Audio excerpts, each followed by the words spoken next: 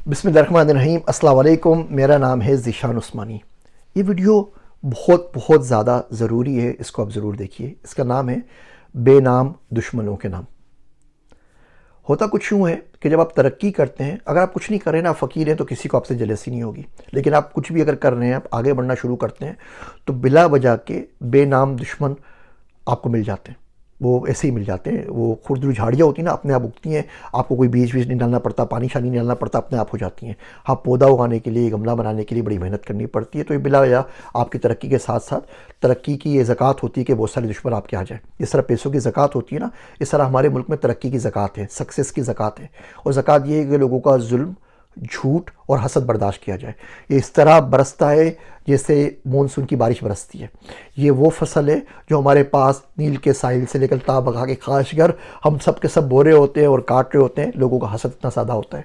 लोग 5 वक्त नमाज़ पढ़ते हैं, हमारे पास 5 वक्त हासिद होते हैं, सजदे में भी बुराइयाँ चाह रहे होते हैं। वो शायर कहता है कि मैं उस शहर अदावत में रहता हूँ कि जहाँ मैं उस शहर अदावत में रहता हूँ कि जहाँ लोग सजदों में भी औरों का बुरा चाहते हैं। तो इससे बहुत सारे लोग मिल जाते हैं। मैं किताबें शेयर किया करता था तो लोग शुरू हो गए कि जी ये किताबें नहीं है, पढ़ रहा है, नहीं पढ़ रहा है। इतनी ज़्यादा नेगेटिविटी दी, इतनी ज़्यादा दी। मैं भी इंसान हूँ, ज़ाहिर बात असर पड़ता है। मैंने किताबें शेयर करना छोड़ दी। किसी अच्छे लोगों से मिलता था, बात करता था कि आज फ़लाँ बंदे से मिला, आज फ़लाँ बंदे से मिला, आसिम महारवी साहब से मिला, मुफ्ती सईद साहब से मिला, अपने एडवाइज़र से मिला, डेनियल कर्क से मिला, इससे मिला, उससे मिला। लोगों ने जहाँ जाके उनके पास बोलना शुरू कर दिया कि ज़ीशान भाई ऐसे हैं, ज़ीशान भाई वैसे हैं, इनसे बात ना करना, ये ना करना, वो ना करना। एक साहब ने बताया मुझे अभी ट्रिप पे पाकिस्तान में कि जी उन्होंने मना कर दिया किसी साहब ने आके कि ज़ीशान भाई जादू करते हैं। अब ये मेरे लिए बिल्कुल नई चीज़ थी ना, इस फील्ड से कोई ताल्लुक के लिए। वो जादू करेंगे, पता नहीं आप क्या हो जाएंगे, आपकी मुट्ठी में आ जाएंगे, ये होगा वो होगा, सब कुछ हमने तो सुना था। वो आमिल बाबा बंगाली होता है कि महबूब आपके कदमों के ऊपर मेरे नाम से कोई चिपका देगा, किसी को बिल्कुल भी नहीं पता था। अब ये बेनाम दुश्मन क्या करते हैं, हसद की आग में जलते रहते हैं। अच्छा, होता हुआ तो कुछ भी नहीं है। अब आपने दुनिया भर को बुराइयां कर दी, किसने ये किया, इसने वो किया, सिर्फ बजाय इसके कि जेलसी है। एक मौलवी साहब थे, वो पीछे लग गए मेरे, एक के बाद पोस्ट, एक के बाद एक पोस्ट, एक के बाद एक पोस्ट। मैंने एक जवाब में उनको लिखा कि हज़रत आपसे मेरी ज़िंदगी में कभी मुलाकात नहीं हुई, आपसे मेरा 1 रुपये का लेन देन नहीं हुआ, ना मैंने फ़ोन पे आपसे बात की, ना मैसेज के ऊपर बात की। आप 1.5-2 साल से मुसलसल मेरे पीछे लगे हुए, बुराइयाँ किए जा रहे हैं। आप भी गालियाँ दे रहे हैं, आपके मुतक़ीदीन हैं वो भी गालियाँ दे रहे हैं। फिर जामिअत रशीद में मुफ्ती अब्दुल रहीम साहब से मुलाकात हुई, वो जानते हैं, उन्होंने मेरी कुछ किताबें पढ़ी। मैंने बोला हज़रत इनको चुप कराइए, अल्लाह के वास्ते, तोप का गोला आपने मेरे पीछे छोड़ा हुआ है, किसने छोड़ा हुआ है? इनको बोले मैंने कुछ नहीं किया। कोई अगर गलती हो गई मुझसे आके बता दो भैया, आप लोग नेक आदमी हो, मैं नेक बनने की कोशिश कर रहा हूँ, ढोंग कर रहा हूँ, फरेबी हूँ, कुछ भी बोले, ट्राई तो कर रहा हूँ, ट्राई करता रहता हूँ। अब ये सारी की सारी कंप्लेंट्स लेके आप चले जाएंगे अल्लाह के पास। मैं कराची में शो कर रहा था, एक साहब के पास कोई शादी की तकरीब थी, शादी की सालगिरह थी। तो वो 2-4 टेबल पे लोग बैठ गए और बोले कि यार ये ज़ीशान उस्मानी आया, बड़े नोट छाप रहा है, हाँ ये ना लाखों रुपए कमा के जाएगा और ये करे। अब वो बेचारे अपनी शादी की एनिवर्सरी छोड़ के मेरे बारे में बुराइयां करते रहे। अच्छा, उन्हीं में से टेबल पे एक साहब मौजूद थे, उन्होंने वो रिकॉर्डिंग करके ऑडियो मुझे भेज दी, वो जो उनके अपने दोस्त थे। तो ज़ाहिर बात है मेरी भी कोई ना कोई किसी न किसी को भेज रहा होगा, सब कुछ कर रहा होगा। और मुझे सिर्फ हंसी आ रही थी कि भैया अपनी वेडिंग एनिवर्सरी तो मना लो आराम से, मैं नोट छाप रहा हूँ नहीं छाप रहा हूँ, इससे आपने क्या किया? अच्छा, अपनी तरह गरीब समझा हुआ है, लाखों छाप रहा हूँ। लाखों क्यों छापूंगा भैया, लाखों, इतना गरीब तो नहीं हूँ कि लाखों छापूंगा। करोड़ों में बात करो, 1000-2000 करोड़ों की तो बात समझ में आती कि मेरे लिए बात कर रहे हो, ये क्या बात कर रहे हो? अच्छा, इस तमाम की तमाम 30-40 साल में, 47 साल का माशाल्लाह से हो गया हूँ, तो इस अज़ाब को झेलते हुए तकरीबन 40 साल से ऊपर हो चुका है। सब कुछ करने के बाद हुआ क्या? कुछ भी नहीं हुआ ना। आप सिर्फ हसद की आग में जलते रहे। जहाँ आप थे ना, उससे भी बहुत पीछे आप आ चुके।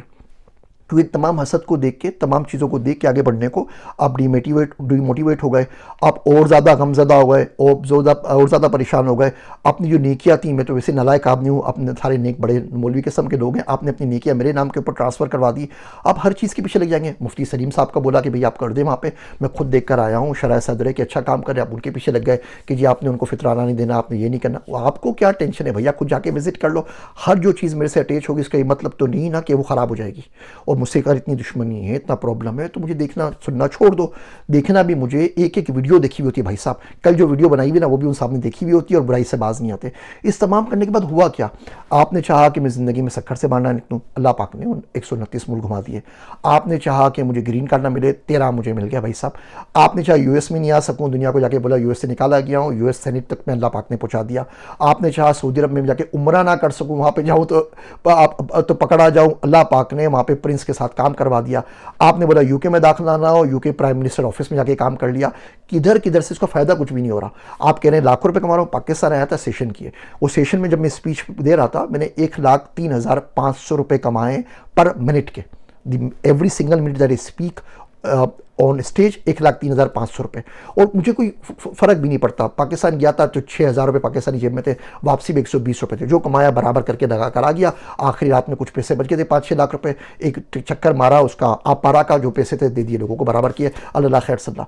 अब आप तो जाके क्लेम करेंगे इससे पैसे खा लिए, हराम खा लिए, तो हशर में होगा क्या? ये यूट्यूब है, यूट्यूब कमा रहा है, हराम कमा रहा है। आज तक इस 5-6 सालों में यूट्यूब की कमाई का 1 रुपया मैंने अपने हेलो याल पे खर्च नहीं किया है। जो पैसा आता है खैरात कर देता हूँ। मुझे चाहिए नहीं, वो थोड़े से पैसे हैं, कुछ 6-7 हज़ार डॉलर महीने के, मेरी दाढ़ी भी गिली नहीं होती इसके अंदर, वो सारे कर दिए। अब आप दुनिया भर के अंदर मुखालफतें कर करके, बकवास कर करके पहुँच गए, और हशर में अगर पता लग गया कि इस बंदे ने तो पैसे नहीं खाए, से सारे लगा दी, तो क्या करेंगे? गुफ्तगू के नहीं खाया, लगा दी, तो क्या करेंगे? वो मेरे अल्लाह के बीच में, रब जाने, रब के बंदे जाने। मैं सिर्फ आपसे ये कह रहा हूँ अपने तमाम बेनाम दुश्मनों के नाम, कि जो दुश्मनी कर रहे हैं ना 40 साल से, उससे हो कुछ नहीं रहा भाई साहब। ना दीन का कोई नुकसान हो रहा है, ना दुनिया का नुकसान हो रहा है। कभी कभी तो मुझे लगता है कि आपकी दुश्मनी के चक्कर में मुझे ज़्यादा मिल रहा है। कुदरत को ना ज़िद हो जाती है। अल्लाह ताला जो है, अल्लाह सुब्हानहू व तआला, वो ज़िद का बादशाह है। अल्लाह जो चाहे वो करता है। अल्लाह बोलता है मैं जिसको चाहे मौत दूँ, जिसको चाहे ज़िंदगी दे दूँ, जिसका चाहे रिस्क रोक लूँ, जिसका चाहे रिस्क दे दूँ, दिन से रात निकालूँ, रात से दिन निकालूँ, जिसको चाहे जन्नत दूँ, जिसको चाहे जहन्नुम दूँ। तो अल्लाह की मुट्ठी में कोई चीज़ आप निकाल नहीं सकते ना। कोई ताकतवर आदमी मुट्ठी में कोई दबा ले, दबानों में पकड़ के यूँ करके, और आप में ताकत नहीं हो तो आप छुड़ा नहीं सकते। अब अल्लाह की मुट्ठी के अंदर ये इज़्ज़तें, ये ज़िल्लतें, ये कामयाबियाँ, ये नाकामी, ये रिस्क, ये उम्र, ये सारे रिसोर्सेज, तमाम चीज़ें, तो कुछ हो नहीं रहा। तो आपके चक्कर में तो मेरा डबल फ़ायदा हो रहा है। और मुझे नुकसान, जो मुझे दुख है ना, वो इस बात का नहीं है कि आप हार रहे हैं, मैं जीत रहा हूँ। मुझे दुख इस बात का है कि आप हार क्यों रहे हैं। अल्लाह की ज़मीन इतनी वसी है भैया, मैं भी कमा रहा हूँ, आप भी कमाओ। अगर मुझे रोता रहता हूँ तो रोना सीख लो मुझसे, बहुत फ़ायदे में आ जाओगे। पैसा कमा रहा हूँ तो पैसा कमाना मुझसे सीख लो, फ़ायदे में आ जाओगे। तो आप बुराई में सोच भी नहीं सकते जितना अल्लाह पाक मुझे दे रहा है। आप तो लाखों से आगे नहीं निकले। अगला बंदा 100, 150, 2 करोड़, 200 करोड़ क्रॉस कर चुका है। तो थोड़ा सा इंसान के बच्चे बन जाओ, इसका कोई फ़ायदा नहीं है। तो तमाम बेनाम दुश्मनों के नाम कि आप लोगों का बहुत बहुत शुक्रिया। ये तमाम आपके जो हसद हैं, तमाम जो आपकी चालें हैं, तमाम जो आपकी मशकरियाँ, उससे भाई साहब मुझे बड़ा फ़ायदा हो रहा है। मैं कुछ करता नहीं हूँ, बैठे बैठे अल्लाह पाक मेरे पे करम कर देता है। तो लेकिन आप अपने साथ बुरा कर रहे हैं, अपने बच्चों के साथ बुरा कर रहे हैं। हर शख्स कांटा बोता रहेगा ना, तो फूल कौन बिछाएगा? आपकी इन हरकतों की वजह से अगर मैं नहीं आ सकूँगा तो यकीन कीजिए आपका नुकसान है और बहुत सौ का नुकसान है। मेरा फ़ायदा अल्लाह सुब्हानहू व तआला कहीं ना कहीं से करवा देंगे। आप भी अपनी ज़िंदगी में देखें, मेरी मिसाल को छोड़ दीजिए, अपनी ज़िंदगी में देखें, आपकी ज़िंदगी में बहुत सारे बेनाम दुश्मन होंगे। रात को जब जानमाज़ पर जाया करें तो उनके सदक़े से दुआ मांगा करें कि अल्लाह मियाँ, इनके दिलों में पता नहीं कहाँ से मेरे लिए बुराई आ गई है, इनके दिलों को साफ़ कर। इस अज़ाब कैफियत के साथ तो बंदा ज़िंदा नहीं रह सकता। यहाँ भाई सब मोहब्बत करने का टाइम नहीं है ज़िंदगी में, आप नफ़रत करने का टाइम निकाल कहाँ से लेते हो? अल्लाह से इनके दिलों को सुकून पहुँचा, ताकि ये भी अच्छे मुसलमान बन सकें, अच्छे शेरी बन सकें, ये भी पैसा कमा सकें।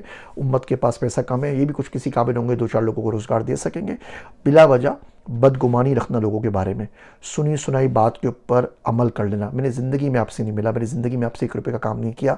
जो सामने वाला आपको कहानी सुना रहा है, ये तो पूछ लो भैया, आपने इसको ताल्लुक़ भी है या नहीं है, आपके पास कोई प्रूफ भी है या नहीं है। इन चीज़ों से बाहर निकल आइए, हम लोग बहुत तरक्की करेंगे। कभी कभी हम बोलते हैं ना, पाकिस्तान में टाटा नहीं है, पाकिस्तान में इन्फोसिस नहीं है। इसी वजह से पाकिस्तान में सारे के सारे बेनाम दुश्मन मौजूद होते हैं, टांगे खींच लेते हैं। वहाँ तो किसी ने नहीं बोला ना वो नितिन सर को कि जी आप 75,000 रुपये फिजिक्स पढ़ाने के क्यों चार्ज कर रहे हैं। वहाँ तो खान जी को किसी ने नहीं बोला ना कि आप पैसे क्यों लेते हैं। वहाँ तो अलख पांडे को किसी ने नहीं बोला ना कि जी फिजिक्स वाला में आप 4,000 रुपये क्यों दे रहे हैं, फ्री में क्यों नहीं पढ़ाते, मंजन क्यों बेच रहे हो।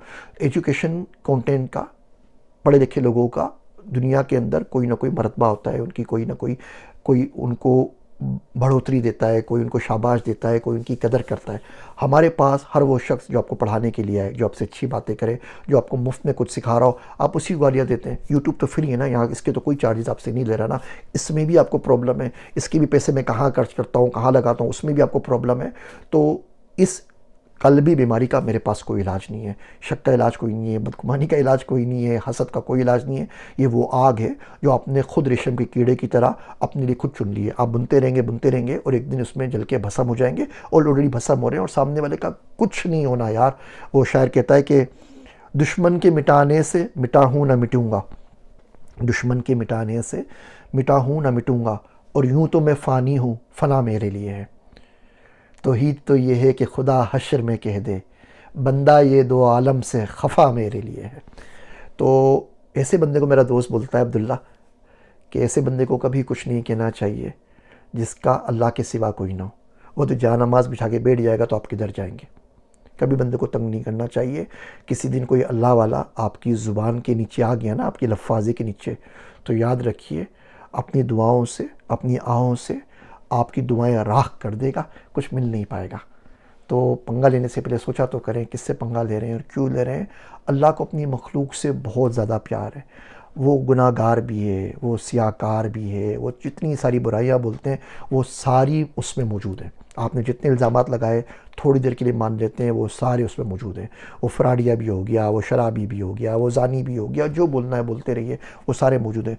उसके बावजूद अल्लाह सुब्हानहू व तआला हश्र में बोल दे कि बंदा मेरा है, मैंने इसको बख्श दिया, आप क्या उखाड़ लेंगे, आप क्या कर लेंगे। तो ऐसी जंग लड़नी क्यों है जिसमें जीतने के चांस कोई ना हो। उम्मीद करता हूँ ये तल्ख बातें ज़िंदगी में कभी ना कहीं बदलाव का सबब ज़रूर बनेगी। आपकी दुआओं की अशद ज़रूरत है। मेरे वास्ते दुआ कीजिएगा और मेरे दोस्त अब्दुल्ला के लिए। मैं हूँ आप सबका ज़ीशान उस्मानी।